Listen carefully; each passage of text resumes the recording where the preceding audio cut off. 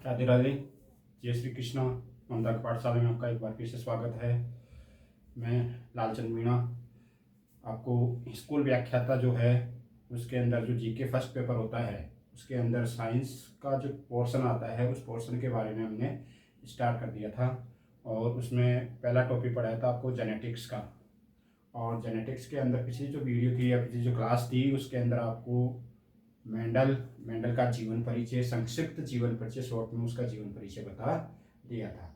अब आज हम पढ़ेंगे मेंडल के कुछ नियम है और फिर मेंडल के प्रयोग है। तो आज पढ़ेंगे हम नियम मेंडल के और प्रयोग। मेंडल के प्रयोग, मेंडल ने आनुवंशिकता से संबंधित 2 प्रयोग किए। आनुवंशिकता से संबंधित कितने प्रयोग किए? 2 प्रयोग किए। मेंडल के प्रयोग, मेंडल ने आनुवंशिकता से संबंधित 2 प्रयोग किए और कौन से पादप पर किए? एक जो पाइसम सेटाइवम है, मटर का पौधा, पाइसम सेटाइवम, पाइसम सेटाइवम उद्यान मटर पर संकरण प्रयोग किए। 2 प्रयोग किए। एक तो किया इन्होंने एकल संकरण और एक किया इन्होंने द्विसंकरण।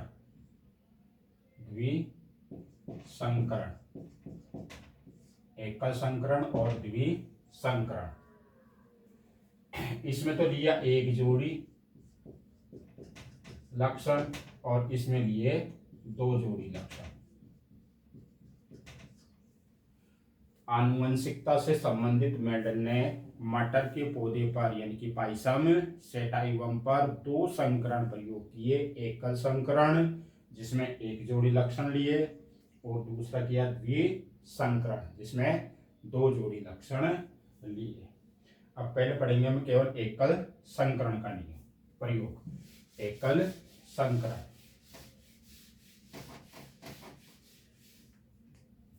एकल संकरण पहला प्रयोग है। मेंडल का पहला प्रयोग एकल संकरण।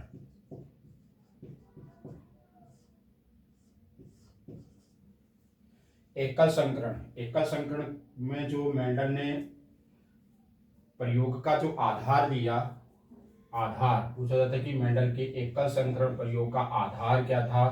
तो आधार था पौधे की लंबाई। आधार क्या दिया? पौधे की लंबाई, अर्थात शुद्ध लंबे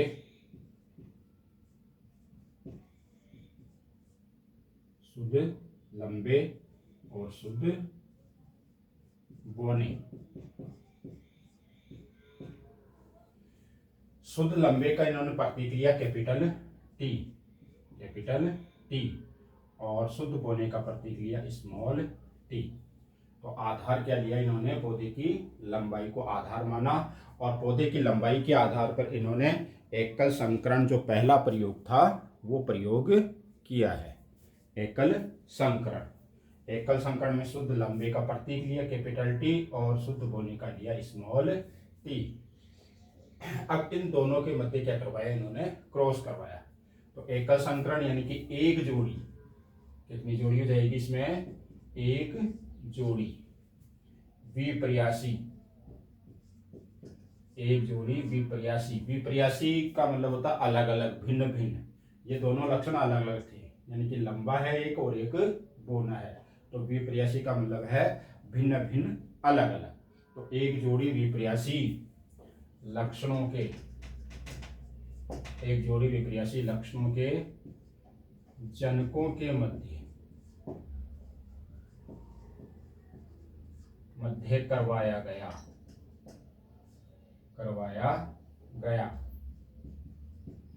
क्रॉस। एक जोड़ी विपर्यासी लक्षणों के जनकों के मध्य करवाया गया क्रॉस कहलाता है एकल संकरण।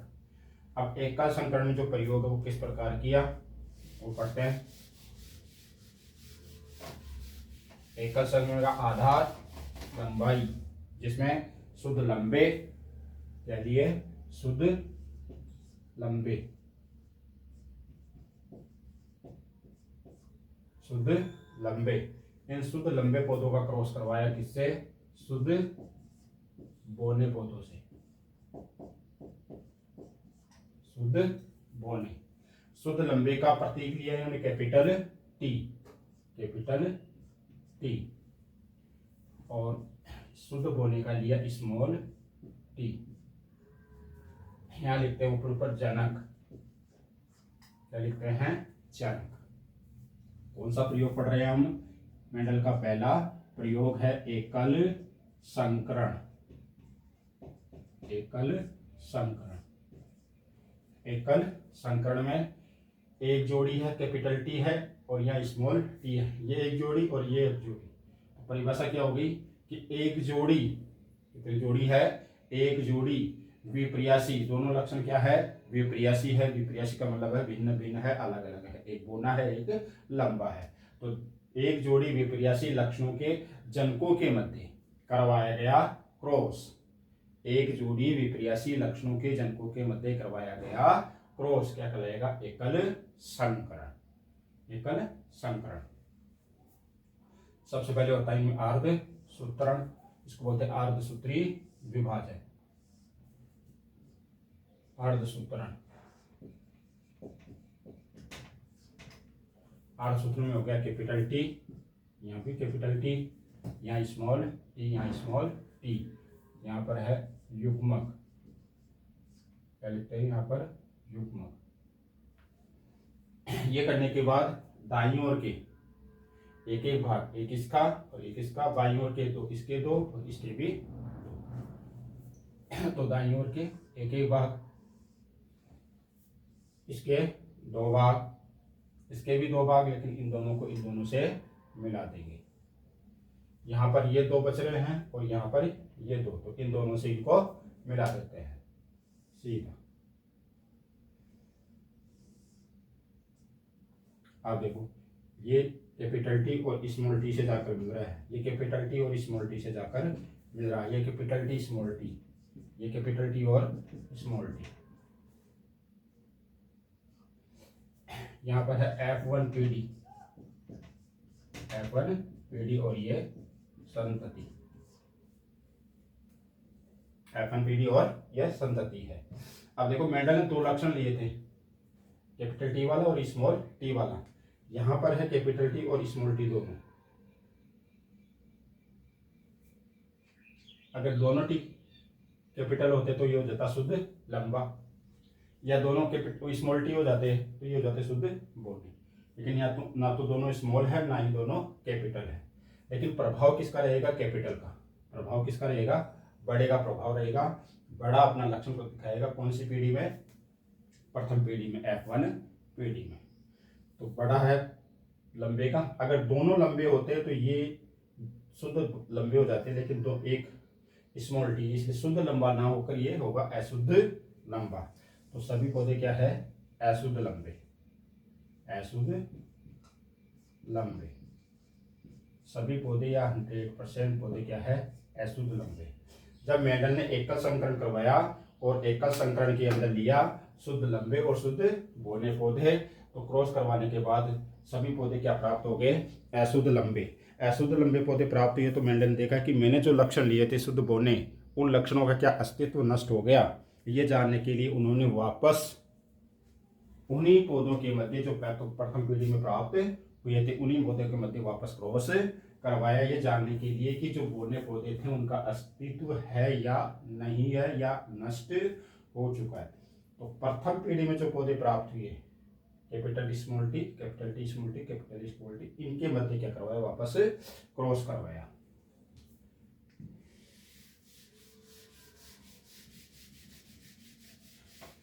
पहली पीढ़ी में एक कैपिटल टी है, एक स्मॉल टी, इनके मध्य वापस क्या करवाया जाएगा? क्रॉस करवाया जाएगा।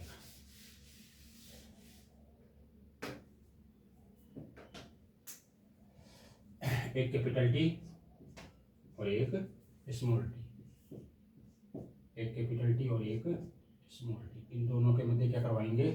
क्रॉस। यहाँ पर वही जनक, सबसे पहले अर्धसूत्रण, अर्धसूत्री विभाजन, अर्धसूत्रण या अर्धसूत्री विभाजन, वही कैपिटल टी है, स्मॉल टी, एक कैपिटल टी और एक स्मॉल टी। यहाँ पर युग्मक, ये करने के बाद दाईं ओर से एक एक भाग, इसका भी एक भाग और इसका भी एक भाग, बाईं ओर के दो दो भाग, तो एक भाग इसका, एक भाग इसका, और बाईं ओर के दो भाग, इन दोनों को इन दोनों से मिला देंगे, ये दोनों इन दोनों से।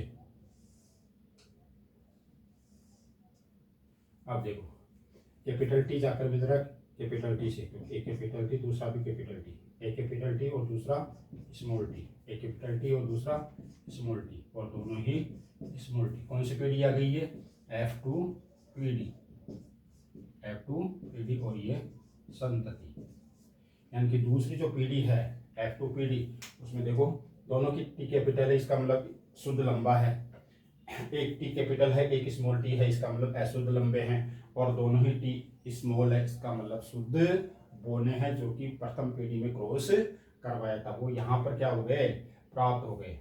यानी कि ये तो हो गया शुद्ध लंबा, शुद्ध लंबा, और ये तो क्या हुए? अशुद्ध लंबे, अशुद्ध लंबे है, और ये क्या है? शुद्ध बोना है। चार में से एक है शुद्ध लंबा, दो है अशुद्ध लंबे, और एक है शुद्ध बोना।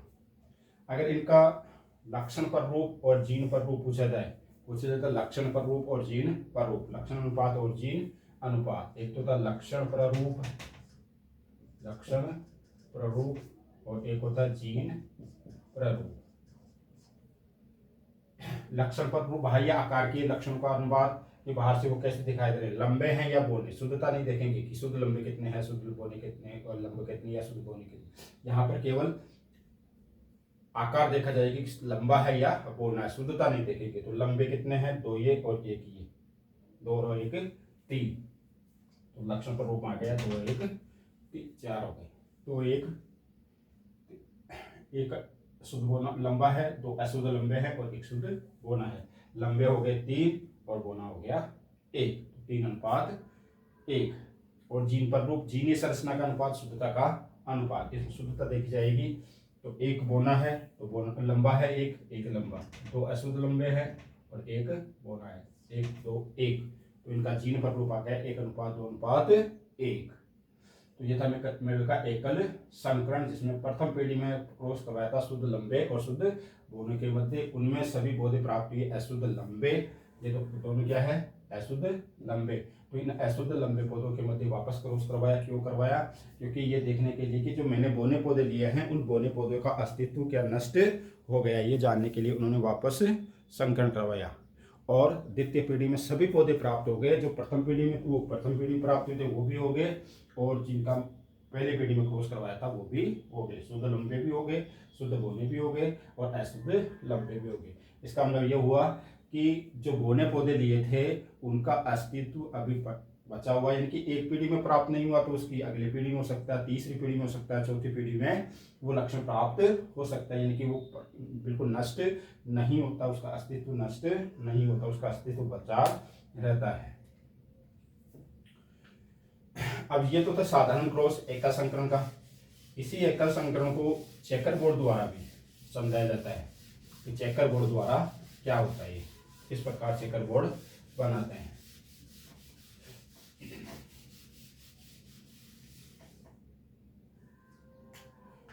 जो पहली पीढ़ी में पौधे प्राप्त हुए थे उन्हीं का चेकर बोर्ड, यानी कि एक तो कैपिटल टी है और एक स्मॉल टी है, एक कैपिटल टी और एक स्मॉल टी।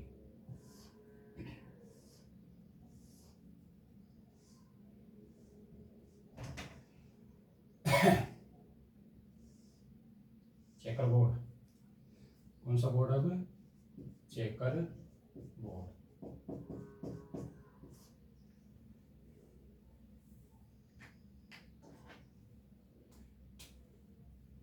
इनकी मध्य सबसे पहले अर्धसूत्रण करवाएंगे, अर्धसूत्रण, इसका भी अर्धसूत्रण।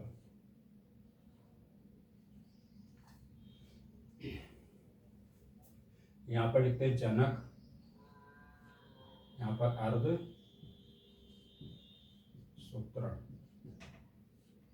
यहां पर आ जाएंगे युग्मक, और ये आ जाएगी F2 पीढ़ी। अब देखो अर्धसूत्रण दो है, एक कैपिटल है तो एक कैपिटल ले लिया, और एक स्मॉल टी है तो एक स्मॉल टी ले लिया। यहाँ भी वही है, एक कैपिटल टी और एक स्मॉल टी। इनके मध्य अब क्रॉस करवाएंगे कैपिटल टी और स्मॉल टी के मध्य। इस टी को, कैपिटल टी को ऊपर वाले टी से क्रॉस करवाना है, इस टी को ऊपर वाले टी से क्रॉस करवाना है और उसके नीचे वाले बॉक्स में भरना है। तो ये कैपिटल टी, ये कैपिटल टी, तो दोनों क्या हो गए कैपिटल टी, ये कैपिटल ये स्मॉल, एक कैपिटल एक स्मॉल। इस टी को ऊपर वाले टी से क्रॉस करवाना है और उसके नीचे वाले कॉलम में भरना है। देखो ये स्मॉल टी, ये कैपिटल, तो पहले कैपिटल फिर स्मॉल, ये स्मॉल और ये भी स्मॉल, यानी कि दोनों स्मॉल टी आ गए। वही चार पौधे हैं। अब इनका वही निकालेंगे लक्षण प्ररूप और जीन प्ररूप। लक्षण प्ररूप क्या होता है और जीन प्ररूप कितना होता है।